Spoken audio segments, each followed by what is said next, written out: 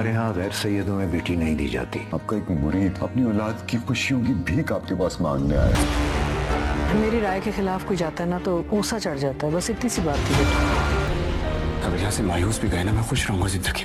मेरे बाप ने सबके सामने घुटनों पे बैठ के मेरी खुशियों की कीमत तो अदा की है। मैं आपसे वादा करती हूँ, किसी की जान लेने से जान देने। मैं चाहती हूँ कि नसीम का रिश्ता फहद से पक्का किया जाए। मुझे मेरी बहन के लिए फहद का रिश्ता ठीक नहीं लग रहा, यहाँ बात खत्म हो जाती है।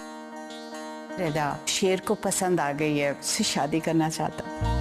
नाजरीन, ड्रामा सीरियल शेर की आने वाली एपिसोड बहुत ज़्यादा ज़बरदस्त बनने वाली है।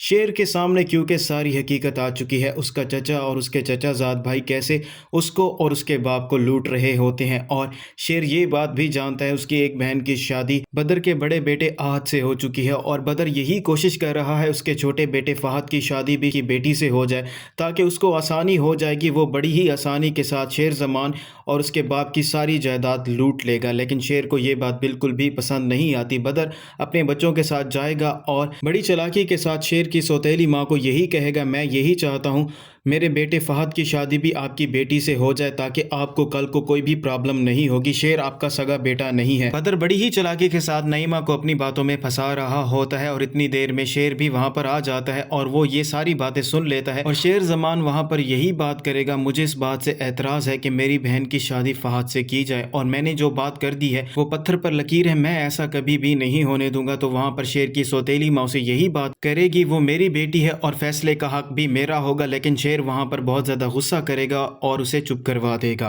और वहीं दूसरी तरफ फजर की भी कंडीशन अब पहले से बेहतर हो जाएगी और उसे हॉस्पिटल से डिस्चार्ज भी कर दिया जाएगा, और वो जैसे ही घर आएगी और आकर अपने बाप से माफ़ी मांगेगी, लेकिन उसका बाप उसे माफ़ नहीं करेगा।